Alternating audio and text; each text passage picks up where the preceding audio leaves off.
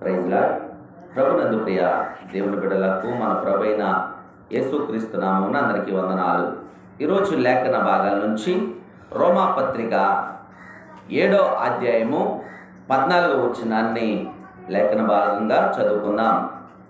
రోమాపత్రిక 7వ అధ్యాయము 14వ వచనం.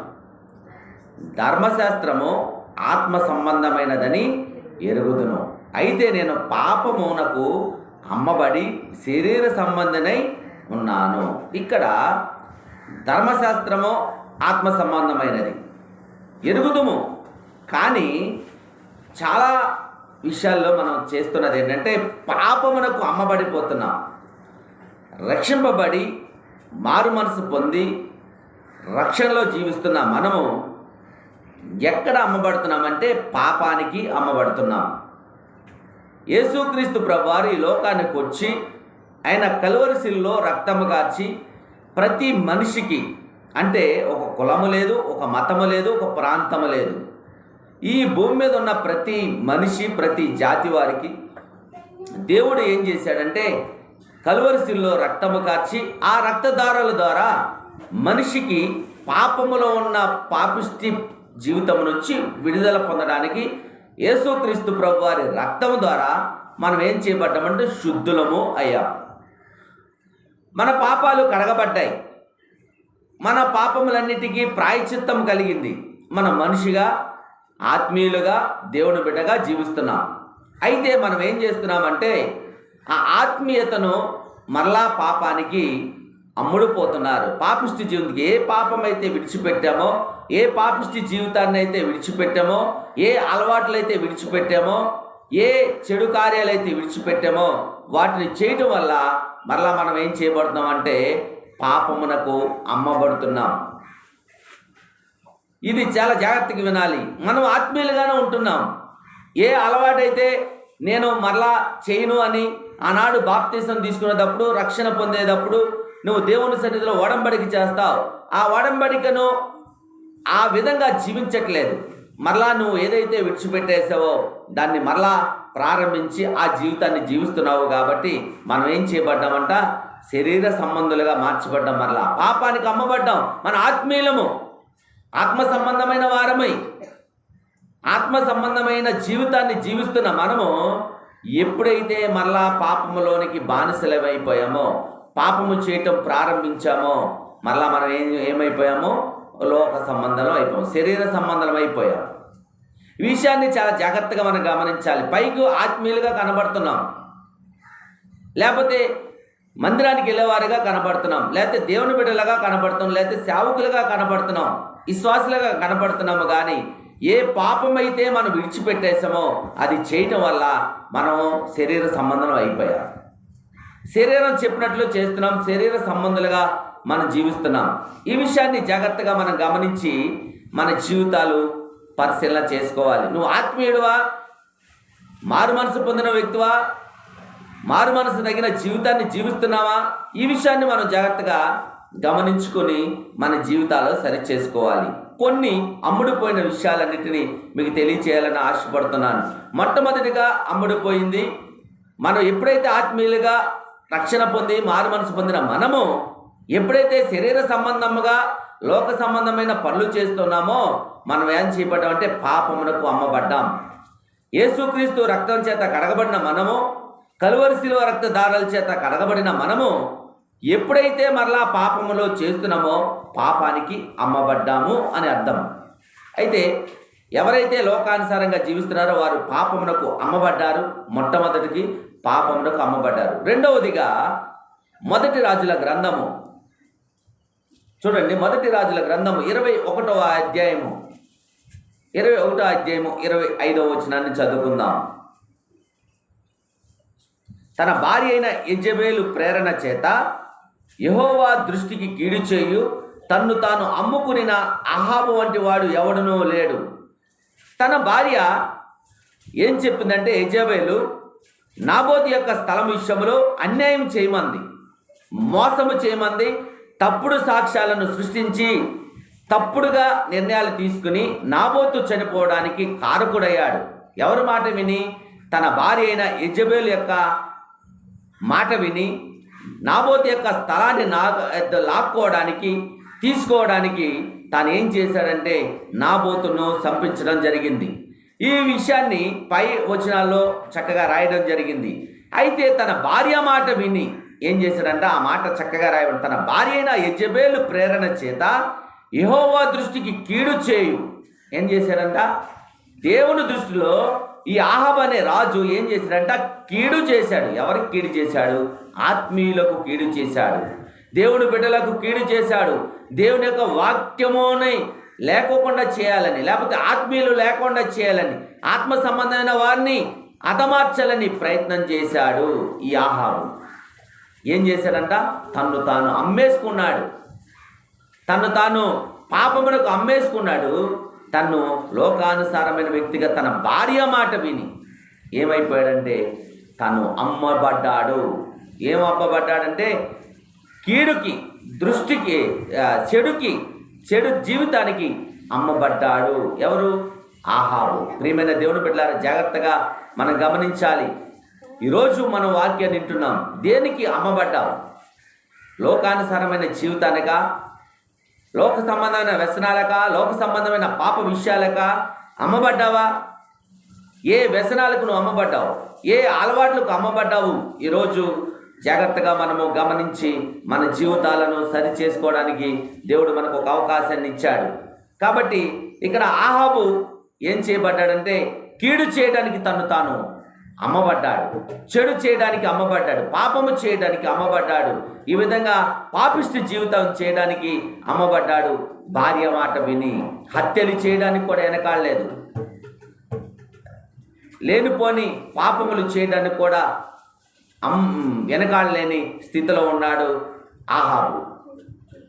ఇంకొక వ్యక్తిని మీకు పరిచయం చేస్తాను. ఎబ్రీ పత్రిక 12వ అధ్యాయం, ఎబ్రీ పత్రిక 12వ అధ్యాయము 16వ వచనం. ఎబ్రీ పత్రిక 12వ అధ్యాయము 16వ వచనాన్ని చదువుకుందాం. ఒక పూట కూటి కొరకు తన జ్యేష్ఠత్వపు హక్కును అమ్మివేసిన ఏశావు వంటి భ్రష్టుడైనను వ్యభిచారి అయినను ఉండునేమో అని జాగ్రత్తగా చూచుకోండి. ఇక్కడ ఏశావు యాకోబు అన్న ఒక్క పూట కోసం, ఒక పూట అన్నం కోసం ఏం చేశాడంట? తన జ్యేష్ఠత్వపు హక్కుని అమ్మేశాడు. చూడండి, తిండి కోసము, భోజనాల కోసము, ఆహారం కోసం చాలామంది ఏం చేస్తారంటే తినకూడని తింటూ ఉంటారు, ఎల్లని కూడని స్థలానికి వెళ్ళిపోతుంటారు. పైకి మాత్రం క్రైస్తవులు అని చెప్తారు, ఆత్మీయులని చెప్తారు, తిండికి కక్కుర్తపడతా ఉంటారు. కానీ దేవుడు ఏం చెప్తున్నాడంటే, ఏశావు ఏం చేశాడంటే యాకోబు చక్కగా ఆహారాన్ని వండాడు, మనోడు చక్కని ఆకలితో వచ్చాడు. అయితే నాకు ఆహారం పెట్ట అని అడిగాడు. అడిగినప్పుడు యాకోబు అన్నాడు, నీ జ్యేష్ఠత్వాన్ని నాకి, నువ్వు వీళ్ళిద్దరు కవల పిల్లలు. ఏశావు ముందు పుట్టాడు, తర్వాత యాకోబు పుట్టాడు. ఈ పుట్టిన తర్వాత కొన్ని గడియలు, నిమిషాలు తేడాలోనే వారు పుట్టారు. పుట్టినప్పుడు పెద్దవాడు, ముందు పుట్టినవాడు పెద్దవాడు అంటారు. అయితే ఈ ఆహారం మంచి ఆకలితో ఉన్నాడు. ఆకలి కోసము తను వండిన ఆహారం కోసం అడిగాడు, యాకోబు నాకు ఆ భోజనం పెట్టు అంటే యాకోబు ఒక చిన్న సందర్భాన్ని వదిలాడు, మాట్లాడాడు. అన్నా, నువ్వు జ్యేష్ఠుడు కదా, నాకంటే పెద్దవాడు కదా, నేను ఈ ఆహారాన్ని పెడతా, నువ్వు ఆ జ్యేష్ఠత్వాన్ని ఇచ్చేయి అంటే, నేను పెద్దవాడిని, నువ్వు చిన్నవాడిగా అనుకోవాలి, నీ జ్యేష్ఠత్వ హక్కును నాకు ఇచ్చేయి అని చెప్తే, బైబిల్ ప్రకారం జ్యేష్ఠత్వానికి చాలా ప్రాముఖ్యత ఉంది. దానికి మంచి, అన్ని విషయాల్లోనూ జ్యేష్ఠుడికి మంచి అవకాశాలు ఉంటాయి. అలాంటి దాన్ని ఏశావు ఏం చేశాడంటే, నాకొద్దు, నాకు కావాల్సింది ఏంటంటే నువ్వు పెట్టే ఆహారమే కావాలి, ఈ జ్యేష్ఠత్వ హక్కు నాకొద్దు, కాబట్టి హక్కును నువ్వు తీసేసుకో, నాకేం కావాలి? ఆహారం కావాలి, ఆహారాన్ని పెట్టే. ఆహారం తిన్నాడు, జ్యేష్ఠత్వాన్ని వదిలేసుకున్నాడు. ఇప్పుడు దేవుడు ఏం చెప్తున్నాడు? ఒక్క పూట కూటి కొరకి అంటే ఈ సంవత్సరం అంతా పోషించానని అనలేదు యాకోబు, లేకపోతే ఒక నెల, లేకపోతే జీవితాంతం పోషిస్తానని అనలేదు. ఒక్క పూట కూటి కొరకు అంటే ఒక రోజులో ఉన్న ఒక పూట, మధ్యాహ్నం అవ్వచ్చు, లేకపోతే సాయంకాలం అవ్వచ్చు, ఏదో ఒక పూట, ఆ పూట కోసము ఏం చేస్తాడంట? జ్యేష్ఠత్వాన్నే అమ్మేశాడు. చూడండి, జ్యేష్ఠత్వం అనేది ఎంతో ప్రాముఖ్యమైనది. దాన్ని అమ్మేశాడు. అమ్మేసినోడు ఎలాగైపోయాడు చూడండి. భ్రష్టుడైనను వ్యభిచారి అయినను ఉండునేమో అని జాగ్రత్తగా చూసుకోండి. ఏం చేయాలంట? జాగ్రత్తగా చూసుకోండి. ఇలాంటి విషయాలు చూడండి. తర్వాత 17వ వచనంలో ఏశావు గురించి రాయబడింది. ఏశావు ఆ తర్వాత ఆశీర్వాదమును పొందగోరి కన్నీళ్లు విడిచెను, కానీ అది దానికి అతనికి దొరకలేదు. తర్వాత ఆశీర్వాదాలు కావాలి. ఎవరికి ఆశీర్వాదాలు వస్తాయి అంటే జ్యేష్ఠుడికి జ్యేష్ఠత్వం కలిగిన వారిని. ఇప్పుడు ఏశావు తన కుమారుని ఆశీర్వదించాలని ఎవరిని ముందుగా ఆశీర్వదించాలనుకున్నాడో తెలుసా? ఏశావు తన జ్యేష్ఠ కుమారుడు కాబట్టి తను ఆశీర్వదించాలని. ఆశీర్వాదాలు కూడా కావాలన్నా జ్యేష్ఠత్వము కలిగి ఉంటేనే ఆశీర్వాదాలు వస్తాయి అని చెప్పేసి. అయితే తర్వాత ఏశావు ఆశీర్వాదాలు పొందాలని, దీవెనలు పొందాలని ప్రయత్నం చేశాడు, కానీ దొరకల. ప్రార్థన చేశాడు, కన్నీళ్లు విడిచాడు, ఏడ్చాడు, నా జ్యేష్ఠత్వం నాకు కావాలి, నా ఆశీర్వాదాలు నాకు కావాలి అని ఏడ్చాడు, కానీ దొరకలేదు. ప్రియమైన దేవుని బిడ్డలారా, చూడండి, మొట్టమొదటిదేమో ఏం చేశారంటే శరీర సంబంధం అయ్యారు. ఆత్మ సంబంధమైన వాడు పాపమునకు అమ్మబడ్డాడు. రెండోది యెజబెలు ప్రేరణ చేత తను అమ్మేసుకున్న అహాబు వంటి వారు ఎవరూ లేరని చెప్పాం. మూడోది ఒక్క పూట కూటి కొరకు తన జ్యేష్ఠత్వపు హక్కును నమ్ముకున్న ఏశావు వంటి వాడు ఎవరూ లేరు. వ్యభిచారి కానీ ఉండునేమో అని భ్రష్టుడైపోయాడని దేవుని యొక్క వాక్కు తెలియచేయబడింది. మూడవదిగా ఇంకొక వ్యక్తిని మీకు పరిచయం చేస్తాను. చూడండి, అపోస్తుల కార్యాలు మొదటి అధ్యాయము 18వ వచనం. ఈ యోధ ద్రోహం వలన సంపాదించిన రోకలనిచ్చి ఒక పొలము కొనెను. అతడు తల క్రిందులుగాను పడి నడిమికి బద్దలైనందున అతడి పేగులు బయటకు వచ్చాను. ఏమైందంట? యేసుక్రీస్తు ప్రభువారిని అమ్మేశాడు. యోధ అమ్మేసి యేసు ప్రభువారిని రోకలకు అమ్మేశాడు, డబ్బులకు అమ్మేశాడు. అమ్మేసి ఏం సంపాదించాడండి? పొలము సంపాదించాడు. ఆ పొలం వల్ల ఏమైనా ఉందా? ఉపయోగం ఉందా? పొలము కొన్నాడు. తర్వాత ఏమైందంటే మనోడు తలక్రిందులుగా పడి నడుమికి బద్దలైపోయి చచ్చిపోయాడు. యేసుక్రీస్తు ప్రభువారిని అమ్మేశాడండి. ఎవరు? తనతోనే ఉంటున్నాడు, శిష్యుడిగా ఉంటున్నాడు. ఉండి తాను ఏం చేశాడంటే యేసయ్యను అమ్మేశాడండి. ఒకవేళ మనం కూడా అమ్మేస్తున్నామా యేసయ్యని?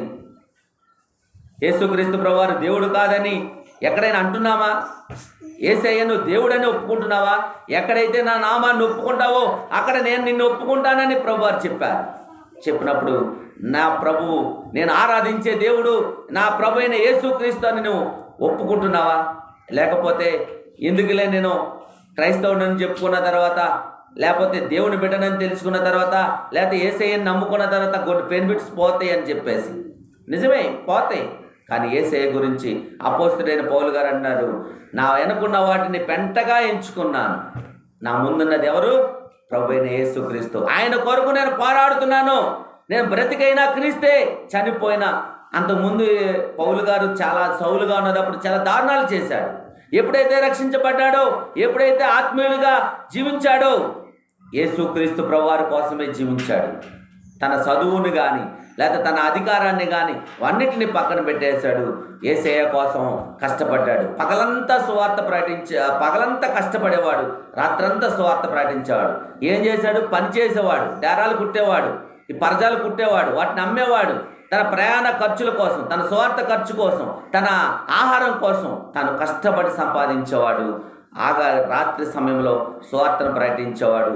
అద్భుతమైన సువార్తను ప్రకటించాడు. ప్రియమైన దేవుని బిడ్డలారా, చూడండి, యోధ ఏం చేశాడంటే యేసయ్యను అమ్మేశాడు. అమ్మేసి పొలం కొన్నాడు. అది రక్తపు పొలం అయిపోయింది. అక్కడే పడి చచ్చిపోయాడు. ఏమైంది? సంపాదించింది అన్యాయంగా యేసయ్యను అమ్మేశాడు. ఆఖరికి ఏం జరిగిందంటే తన ప్రాణాలే పోగొట్టేసుకున్నాడు. తనకు ఉపయోగం లేదు. యేసయ్యను అమ్మటం వల్ల తను ఏం చేసుకున్నాడు? ఏమైనా సంపాదించాడా? లేకపోతే ఏదన్నా మేడలు మిద్దులు కట్టాడా అంటే ఆఖరికి తన ప్రాణాలను పోగొట్టుకోవాల్సిన పరిస్థితి వచ్చింది. అది రక్తపు పొలంగా దాని పేరు ఉండిపోయింది. ప్రియమైన దేవుని బిడ్డలారా, మనం జాగ్రత్తగా గమనించాలి. ఇక్కడ మనం ఒకటి పాపానికి అమ్మబడ్డాడు. రెండోది యెజబెలు ప్రేరణ చేత ఆహాబు అమ్మబడ్డాడు. మూడోది ఒక పూట కూటి కొరకే తన జ్యేష్ఠత్వ పక్కును అమ్ముకున్న ఏశావు ఉన్నాడు. నాలుగోది ఇస్కరియోతు ఆ దేవుణ్ణి అమ్మేసి యేసయ్యను అమ్మేసి పొలం కొని ఏమి ప్రాణాలు పోగొట్టుకున్నాడు. ఐదోది అపోస్తుల కార్యాలు 2వ అధ్యాయము చూడండి. ఆఖరిగా అపోస్తుల కార్యాలు 2వ అధ్యాయము 45వ వచనాన్ని చదువుకుందాం. ఇదియుగాక వారు తమ స్థిరాస్తులను అమ్మి అందరికీ వారి వారి అక్కర కొరది పంచిపెట్టారు. మరియు వారు ఏకమ మనస్కులై ప్రతి దినము దేవాలయంలో తప్పక కొడుకునుచు ఇంటింటా రొట్టె విరుచుచు దేవుని స్తుతించుచు ప్రజలందరి వలన దయ పొందిన వారైరి. ఇక్కడ ఆది కాలంలో అపోస్తులు వారి యొక్క ప్రాంతాలకు సువార్తనికి వెళ్ళే సమయంలో చాలామంది విశ్వాసులు ఏం చేసేవారంటే వారికున్న ఆస్తులను అమ్మి వారి చేతిలో పెట్టి, అయ్యా మీరు ఏ ప్రాంతానికి వెళ్ళినా ఇదిగో ఈ ఖర్చుల కోసం ఈ డబ్బు మీరు ఖర్చు పెట్టి సువార్తను అందించాలి, బూదిగంతాల సువార్తకు మీరు వెళ్ళాలి అని చెప్పేసి వారు ఆస్తులు అమ్మి ఏం చేశారంట, చాలామంది తన ఆస్తులు అమ్మి ఈ అపోస్తుల పాదాల దగ్గర పెట్టి వారిని సువార్తను ప్రకటించమని ప్రోత్సహించేవారు. వీళ్ళు ఏం చేశారంటే దేవుని సువార్త కొరకు తన ఆస్తులను పోగొట్టుకున్నారు, ధనాన్ని దేవుని సేవ కొరకు ఇచ్చారు, ఆ పొలాలు ఇచ్చారు, స్థలాలు ఇచ్చారు. అవన్నీ ఏం చేశారంటే అపోస్తుల పాదాల దగ్గర పెట్టినప్పుడు ఈనాడు ఎంత సువార్త మన దగ్గరకు వచ్చి ఈ విధంగా సువార్త అందించబడిందంటే, ఆనాడు వారు తన కష్టాన్ని, వారి పొలాల్ని, స్థలాల్ని, వారి కష్టపడిన సొమ్మునంతటిని వారి పాదాల దగ్గర పెట్టమంటే ఈనాడు మనం ఇంతగా సువార్త అందించడానికి దేవుడు కృప చూపించాడు. ఆనాడు యేసుప్రభు వారి శిష్యుల్లో ఉన్న తోమ మన దేశానికి వచ్చి సువార్తను ప్రకటించాడు. అంతేగాని అంతకుముందు ఎవరో బ్రిటిష్ వారి పరిపాలన చేస్తే వారు సువార్తను తీసుకురాలేదు. తోమా గారు ఎప్పుడో 1వ శతాబ్దంలోనే మన ప్రాంతానికి వచ్చి సువార్తను అందించి ఇక్కడ హతసాక్షిగా మరణించడం జరిగింది. అంతేగాని ఈ బ్రిటిష్ వారు వచ్చి మనకు సువార్త అందించడం 1వ శతాబ్దంలోనే వచ్చి సువార్తను మన భారతదేశానికి పరిచయం చేశారు. అక్కడ కొంతమంది మతోన్మాదులు ఆయన మీద దాడి చేసి చంపేశారు. అంతేగాని సువార్త మనకి ఎప్పుడో 1వ శతాబ్దంలోనే మన భారతదేశానికి సువార్త వచ్చింది. దానికి కారణం ఏంటంటే అక్కడ అనేక మంది ఏం చేశారంటే తనకున్న ఆస్తులను నమ్మి యొక్క శిష్యుల పాదాల దగ్గర పెట్టారు. ఈ విధంగా సువార్త అందించడానికి వారు కారకులయ్యారు. మనము కూడా మన జీవితంలో దేవుని యొక్క సువార్త కొరకు మనం కష్టపడదాం, ప్రయాసపడదాం. అట్టి కృప పరిశుద్ధాత్మ దేవుడు మనందరికీ అనుగ్రహించునుగాక. ఆమేన్.